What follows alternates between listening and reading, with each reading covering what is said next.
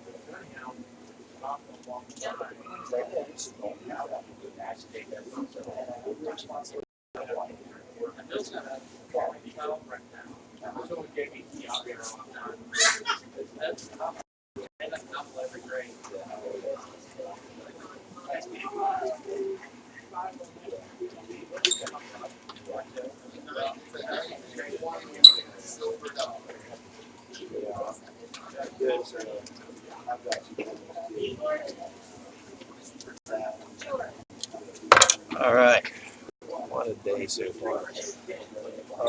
Hoping everybody can hear me. Hope I'm not blinding everybody with my bald head.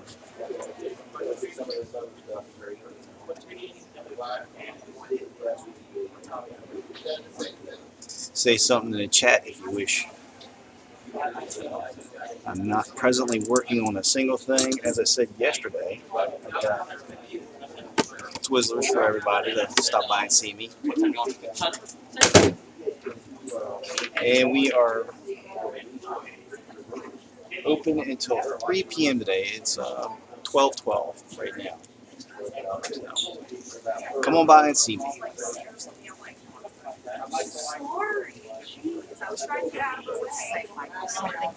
How are you doing, man? Good. Something happened to that zip code that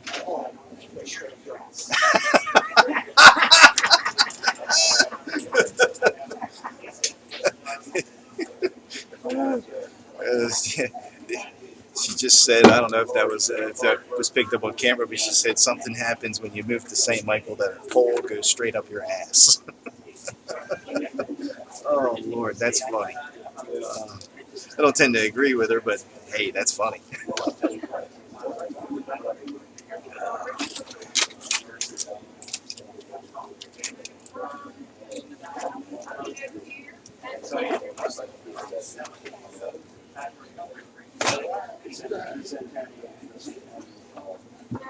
I'll wait around a little bit longer until I get a couple more viewers at least, because I think today I want to talk a little bit about Microsoft Windows S, which is something I just found out about today. I don't keep up with technology as much as, not technology, but the changing Windows products and all that kind of stuff as much. It's just not my specialty or area of focus to know each and every product that Microsoft puts out. So Usually I'll find out about something if it's really really hyped in the media. It'll hit my radar. But I'm more of an open source guy, and I follow Bitcoin and things like that I'm much more intimately on top of than say when Microsoft or even Apple puts out a new operating system or makes even a fundamental change, which I think Windows S is a fundamental change for them. Talk about that in a little bit. I think Windows S is, why not? Let's just start now. I think Windows S, from what I've read about it, it's going to be geared towards education, competing directly with Chromebook. But this is something that Microsoft's needed to do for a long time. So I got my fat head in way back in 99, 98. In 99, I think it was the first time I used Debian. And I remember, from installing Slackware packages and installing RPMs for Red Hat, to go and resolve dependencies and things like that were always a pain in the butt. And then I got a hold of a copy of Debian 1 or Debian 2, I can't remember. And it might have been Debian 2 or 3. Could have been even as late as 3. But they had introduced the apt repository. And I remember going apt get install and name of the package I want to install, and then 5 minutes later, you walk away from the computer and it was installed. All the dependencies were resolved, and I was just blown away by that. And that's really what kept me, for the most part, in the Linux world, all the way as my daily driver, all the way up to Windows 10. Now I'm back to Windows Windows user daily. I still use Linux on a daily basis as well, just about. But I'm more on the Windows platform now because they've done a great job with Windows 10. They've resolved a lot of issues I had.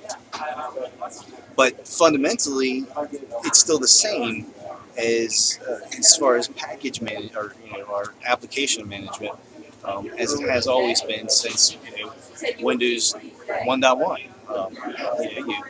You take your disk and install it, or you have your installer package, or in the case of Windows 1, it was download the executable, execute and run, or install and run. And this is a major shift for them, and it's something they tried to do in RT that they just failed so miserably at. And rightfully so, because they just didn't do it correctly. They didn't know what they were doing, who to focus. So with Windows S, as I understand, they're going to be aiming to compete with Chromebook, and they're going to have everything be installed through the App Store, the Windows Store actually, and it'll be mostly browser-based. Everything will be running through Edge. And the claim now is that they'll be ransomware resistant, and I think that's a mostly true claim. It would be hard for ransomware to install using Windows S. The downside is that you're not going to be able to run, a legacy app like if you're in the enterprise, if you're using some kind of telnet terminal or SSH terminal to SSH into a database of some sort. Well, that kind of stuff, your IT department would normally install. Well, that's not going to be an option in the large corporate world. But it would be an option where things like this exist in education, where they don't have those type of things. Where in education now, most of this stuff is run through the browser, truly. At least in my kids' school, what I see is that everything is browser-based or focused for the most part. Or using Office, which Office would be installable apparently through the Windows App Store. I hope you can hear me. I hope this is loud enough. It's really noisy in the background. So I by this. I'm intrigued by this because I think it's the right direction that Microsoft needs to go in order to make themselves more secure. And I see that if they go this route and they maybe start taking off and integrating in a way for, for legacy apps to be ported over to UWPs, it would be a real boon for them and for businesses, which, you know, security is a huge issue, especially with something like ransomware. That's a big deal that is, while it's in the forefront now, um, it'll be forever. From time immemorial, from here on out, it'll be something that we're constantly or trying to stay ahead of the fight. So. It, until the next big craze comes around. And it goes a long ways to making that kind of thing safe, or mitigating that kind of risk. So I like that. So that's my thoughts so far on Windows S. I don't know much more about it. I think if I can, I might see if I can download a preview of it and throw it on a virtual machine and play with it a little bit and see what more I can understand from it and glean from it in the way it works and it operates. But I like that. No new news this week that has hit my desk that's worthy of mentioning. So I guess we'll do a week in review or week wrap up. I'm just doing this by the seat of my pants. I should say, on the fly. Maybe next week I'll try to do a couple of news stories, and if I get time on a Saturday or Friday or Saturday, I'll get some thoughts or some insights into that. I'm going to mute the mic for a little bit and go take care of business, but I don't want to stay online.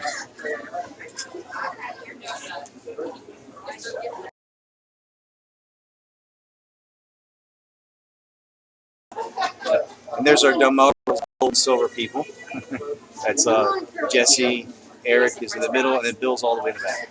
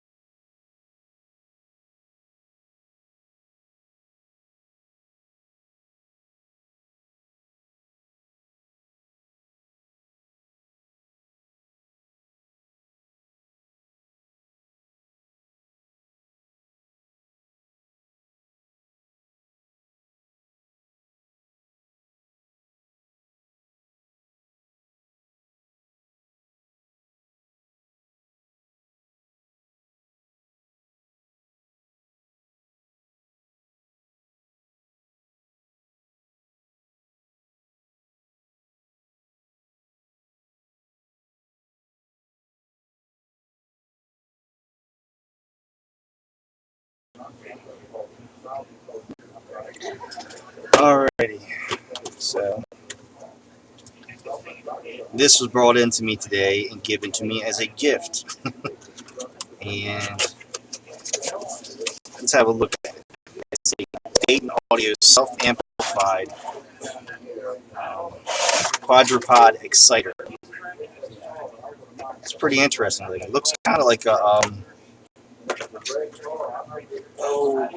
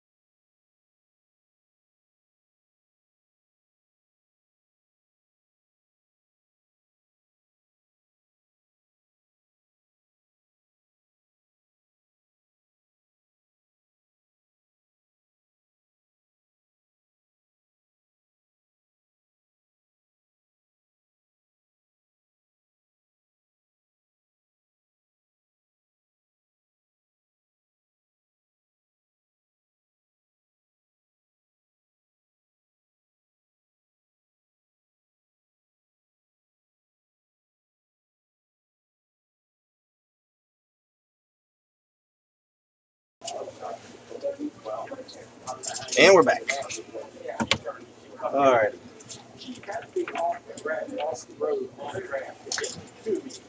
So this, I am told, the person who gave it to me, this thing allows you to amplify your audio from any device that you use, and it turns it into a speaker. So you could, for instance, and this was the example given to me, the fellow put it on his the hood of his car or his truck, and it amplified the sound. And he said it worked really well. So I'm going to give this a try. I've never heard of such a thing. This was a pretty sweet idea. And because normally if I listen to music, I listen to it through one of these. But let's see.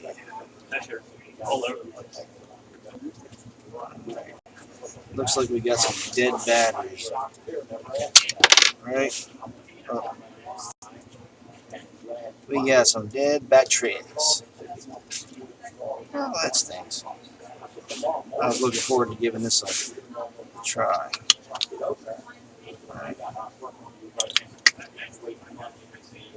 Alright, well, maybe I'll have to do a review on the other sometime, but some other time. But here's how it works: is this is your speaker. Ooh, that's cool. There's your speaker. Oh man, that's gonna be cleaned up. And it just makes contact, and you stick it on there. And, looks like these sticky pads. They just kind of sit down, and then the vibrations. The sound waves come out and just radiate out. This is a pretty cool little idea. But we can see I got oxidation all over this, so this may have even been wet at one point in time. I'm going to clean it up anyways, just for grins.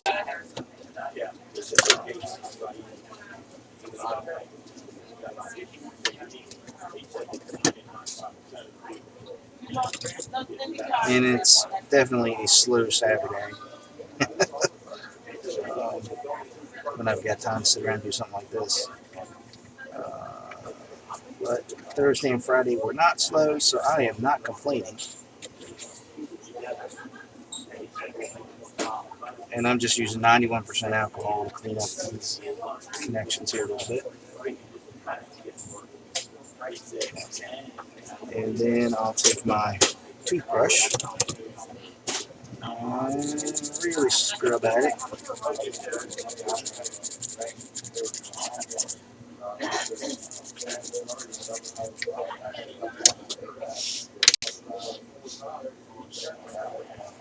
Now the thing was that this is going to be sitting for a while, so I'm not worried about it being wet. But I also want to take my my hot air soldering iron, hot air gun, and just blow it off really good. Make sure it's in there.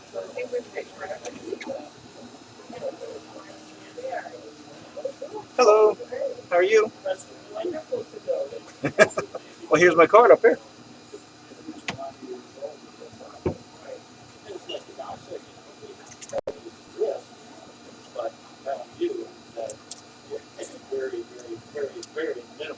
That's a stinker. Oh well. Guess we'll live preview this some other time, perhaps.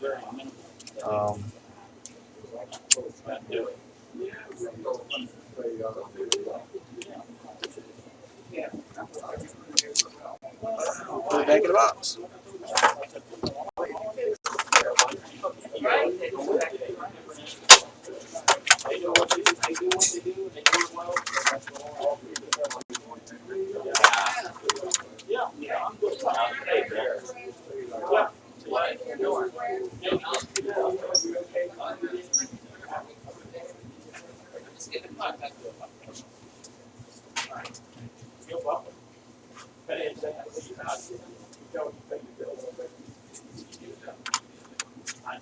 Yeah, I'm watching the chat box, just occasionally looking over.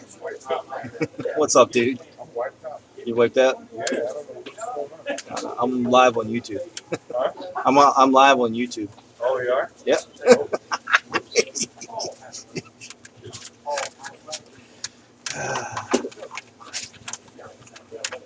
So put this away, and we'll chuck them batteries back in the trash can.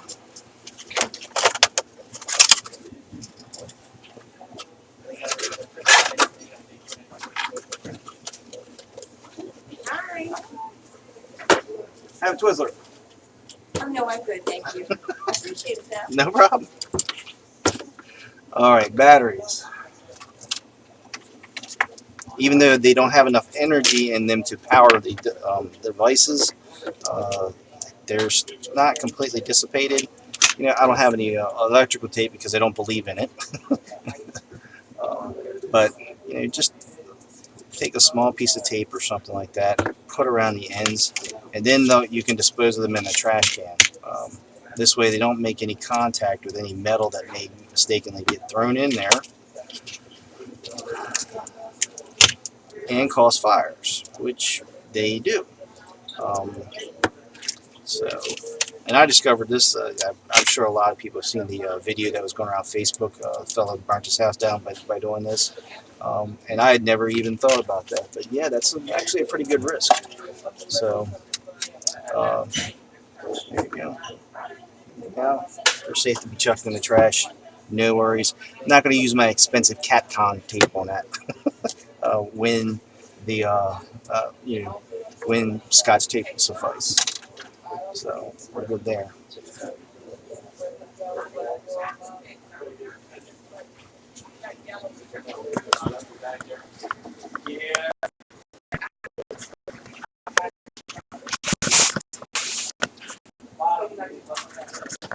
I want to get it. There you go.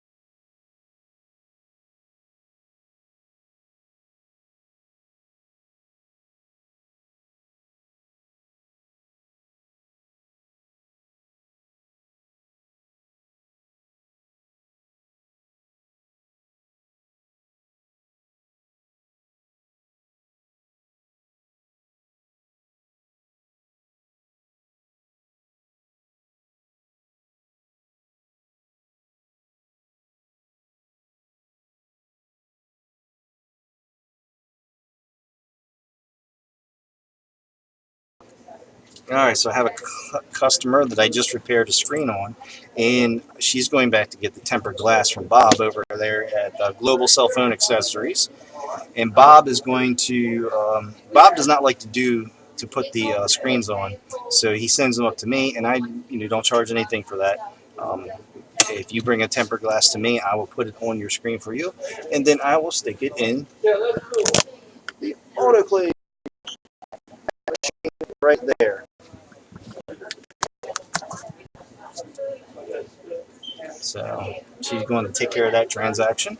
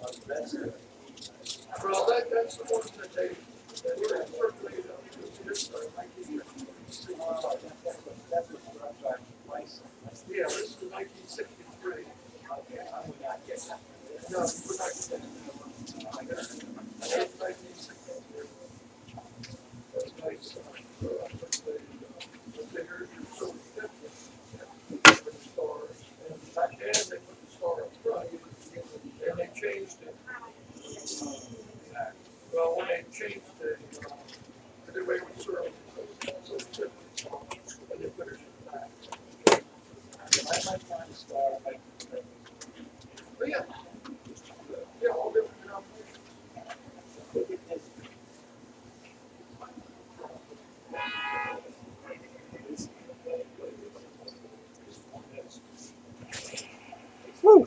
12:45, and it got really quiet in here. Sam, Twizzlers.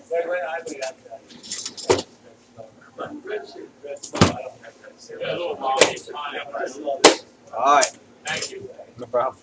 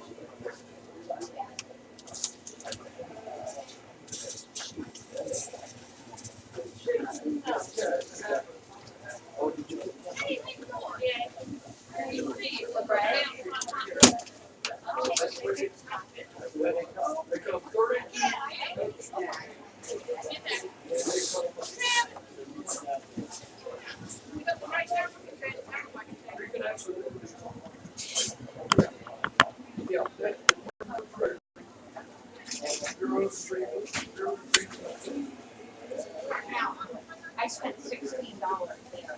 No, I'm still waiting, so.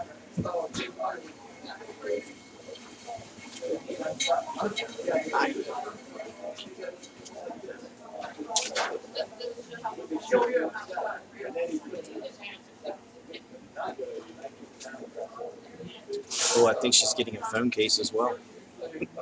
Good for Bob. Good for her.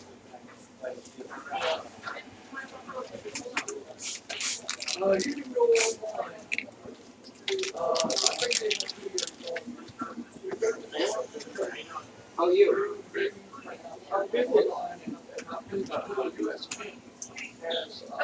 All right. Here we go.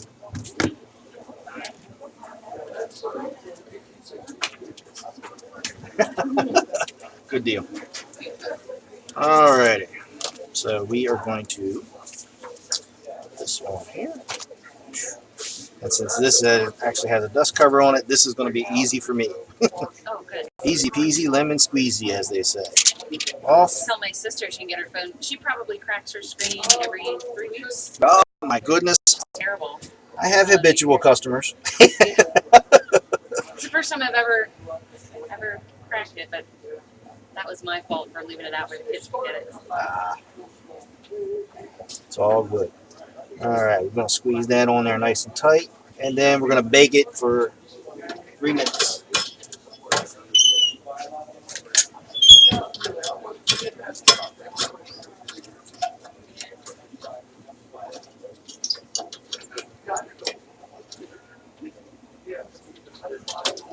And then if it needs to ever be removed, does it just come off? Yep, you just take a you can take a razor blade or a knife, Like if I crack that. Yep. That one. And it just comes right off and peels off, and it's perfect.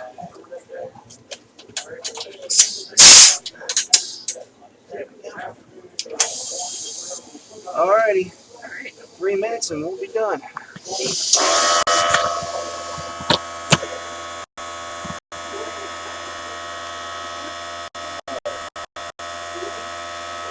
And you can see.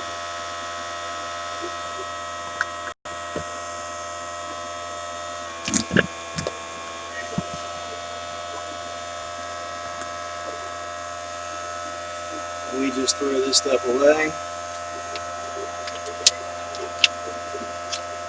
Except for when it doesn't have it in there. Little dust pullers. I like to keep those. But the red trash.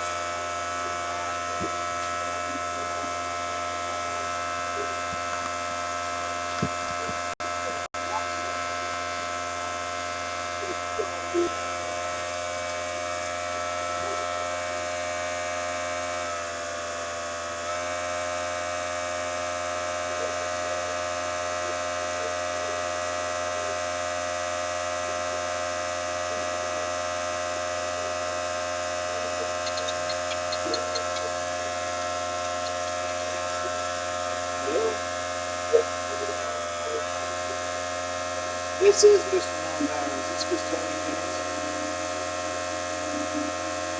Hi, Mickey.